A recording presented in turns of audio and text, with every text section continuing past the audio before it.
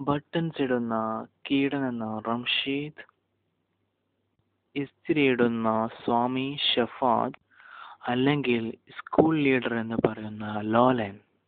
Number 1, ഞങ്ങളുടെ സ്കൂളിന്റെ മാത്രം പ്രത്യേകത,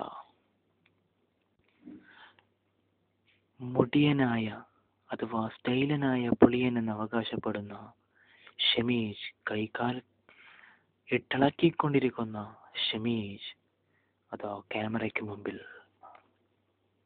കള്ള് കുടിച്ച് നിരാശനായി നടക്കുന്ന നൗഷാദ്.